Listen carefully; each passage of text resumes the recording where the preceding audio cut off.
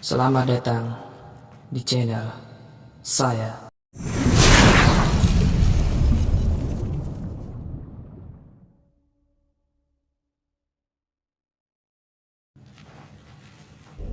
Pada video kali ini, cerita yang akan saya ceritakan kiriman dari Kiki Xiaomi. Judul pada cerita kali ini yaitu Rumah Angker. Hening malam itu begitu mencengang nama saya Nathan yang sering pulang malam lewat di depan rumah itu. Suasana begitu misterius, keadaan bagai malam tiada habisnya dengan waktu yang terus berjalan seakan berjalan sangat lama. Rumah itu begitu berkesan bagi sang pemilik. Dulu pemilik rumah itu meninggal akibat ulah para pemburu bayaran. Putri mereka yang begitu cantik membuat nafsu bejat sang ayah mengerutu ke ulu hati. Bisikan malaikat-malaikat Tuhan sudah tak terhiraukan lagi di hati telinganya. Seruan para setan begitu terjerat di hati, tiada sangka ulah itu terjadi saat sang istri sekaligus ibu dari gadis cantik bernama Rena itu tak berada di rumah. Ren, bisa tolong ayah nggak? Tolong kamu ambilin minuman ayah di ruang tengah. Modus dari pemikiran bejat ayahnya. Rena yang patuh dan tak berpikiran sampai ke situ pun mengerjakan apa yang diperintahkan ayahnya. Ini ya, minumannya dingin. Apa mau dibuatin yang baru? Sambil menaruh minuman itu di meja kecil dekat tempat tidur ayahnya. Enggak sayang, terima kasih. Sekarang kamu tolong tutup pintu itu. Lalu duduk di samping ayah.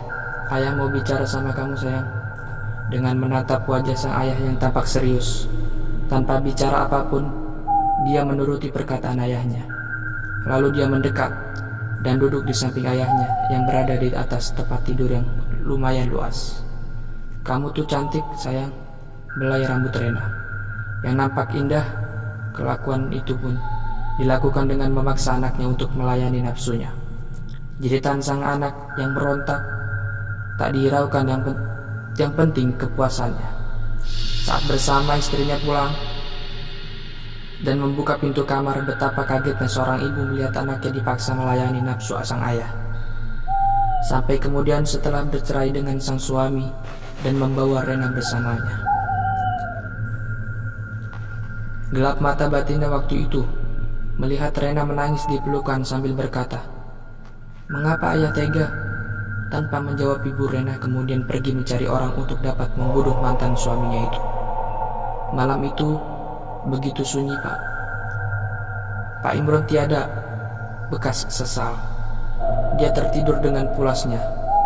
Begitu mudah para pembunuh itu masuk dan langsung masuk menuju kamar Pak Imron.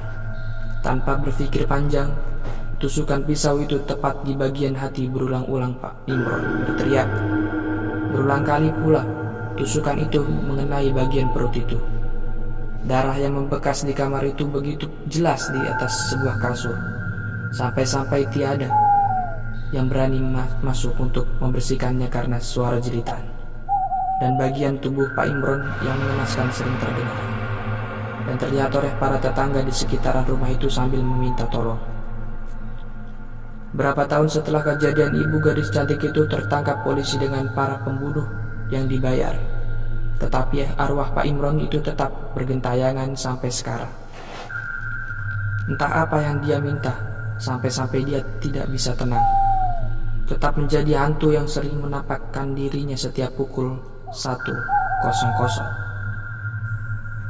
Sama seperti kejadian itu berlangsung. Ditambah bertahun-tahun setelah kejadian, rumah itu tak pernah ditempati. Setiap ada yang menempati, pasti mereka terusik dengan kejadian itu. Sama seperti saya yang berjalan menyusuri jalan petang dekat rumah itu sepulang kerja tepat pukul 1.00. Mata ini tak menyangka akan menangkap sosok itu. Begitu hancur tubuhnya dengan darah yang mengalir. Sambil mulutnya meminta pertolongan, kaki saya begitu terpaku di bumi. Mulut begitu susah berteriak sampai saya akhirnya pingsan. Dan ditolong warga tetangga, saya kemudian dibawa ke rumah. Setelah kejadian itu, saya benar-benar tak ingin melewati rumah itu lagi. Tetapi, Rena menguatkan hati saya untuk dapat lebih percaya dengan iman saya. Benar, Rena yang kumaksud ialah Rena yang saya ceritakan, yang sekarang menjadi pendamping hidup saya. Meski seperti itulah masa lalunya, saya tetap terima dia apa adanya. Jadi, cerita yang dikirim oleh Kiki Xiaomi adalah cerita nyata.